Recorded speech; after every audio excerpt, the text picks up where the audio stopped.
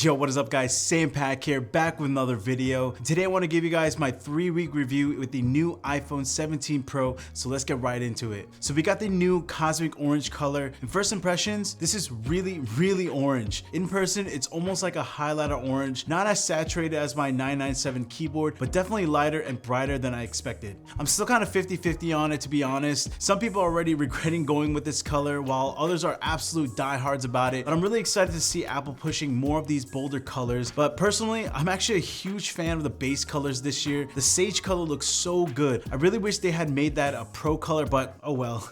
Alright, so the phone itself feels secure and really smooth in hand. The back is noticeably smoother compared to last year's Pro, thanks to that new textured matte ceramic shield. And I love how it has that two-tone orange contrast against the aluminum unibody frame. And on the front, we now have the new ceramic shield too. Apple claims it's more durable and less prone to everyday scratches. And so far, mine's been holding up really well. And I usually have my second phone and keys in my bag at the same time, but I haven't seen any scratches yet. And I haven't put a screen protector on it either. And yeah, if you guys have noticed, this year I switched from the Pro Max down to the Pro. I've been rocking the bigger phone since the iPhone 12, but honestly, I just got tired of carrying such a massive phone everywhere. Even with the bag, it's always felt bulky, and the Pro just feels much better in my pocket. My thumb can actually go further than when I was using the Pro Max, which is huge for me. And I thought I would miss the screen real estate, but it hasn't even crossed my mind yet. And even after only having this phone for a few days, I don't regret switching at all. Alright, now let's talk about the elephant in the room, Scratchgate. When I picked up my phone at the Apple Store, I was checking out the display models while I was waiting, and man, the scratches were already there. And this was less than 24 hours since launch. At first, I thought this was maybe in high traffic areas, but I was actually in a smaller Apple Store in New Hampshire, not really packed, and still saw the same thing. And of course, now everyone online has confirmed it's a real issue.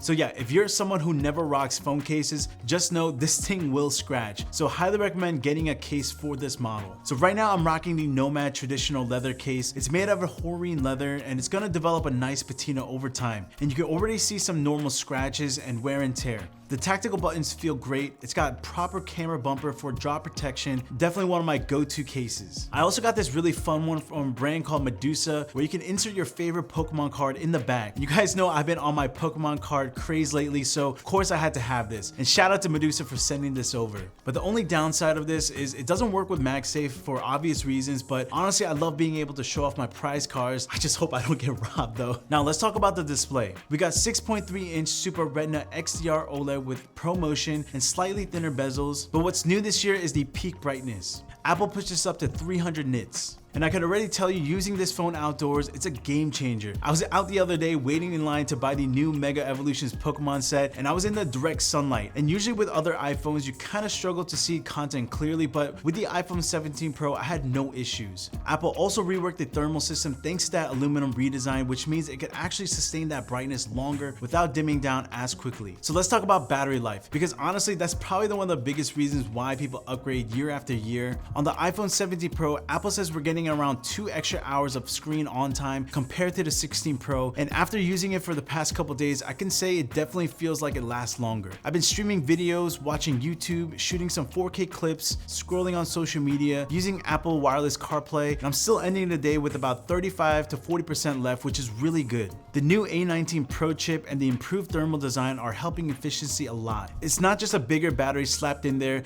the phone actually runs cooler. And the charging speeds are finally catching up as well. You can hit up to 50% in about 20 minutes with a 40-watt charger, and if you're using MagSafe, Apple says you're getting around 30% faster wireless charge compared to last year. I haven't fully stress tested this phone yet on a long travel day, but based on what I'm seeing, this feels like a charge it once in the morning and forget about it type phone, which is exactly what you want. Alright, so now onto the cameras. We got 48 megapixel sensors on all lenses now, which is huge. The telephoto lens really benefits from that resolution, especially when you're zooming in. The 8x optical zoom looks surprisingly good, and even that 40x digital zoom is so usable. And check out these examples that I took with the phone. I don't know, for some reason every photo that I took just seems so much sharper and nicer than the iPhone 16 Pro. Not sure if that's some placebo effect where I know that this is a newer phone, but I don't know, it just feels like the sensors are definitely way better, and you could just definitely see that quality improvement. The front camera got bumped to 18 megapixels with center stage, and now you can record both at front and back cameras at the same time. Yes, Android fans, you had this first. We know,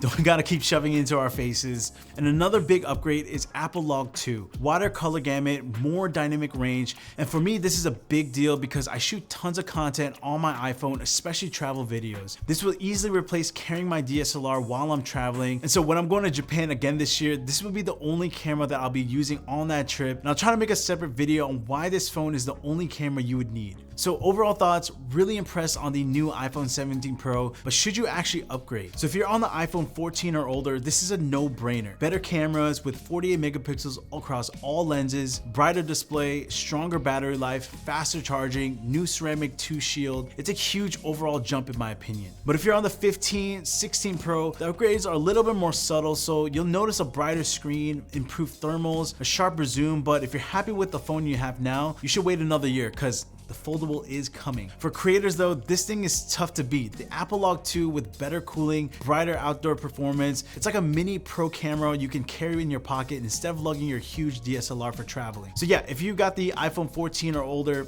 upgrade. If you're on the 15 or 16, it just depends on how much you care about the minor improvements. But yeah, like I said before, I'll be testing the cameras more on my upcoming Japan trip, so be sure to subscribe if you guys want to see real world footage and comparisons. And as always, thank you guys for watching. Don't forget to like and subscribe, and I'll see you guys in the next one. Peace out, guys.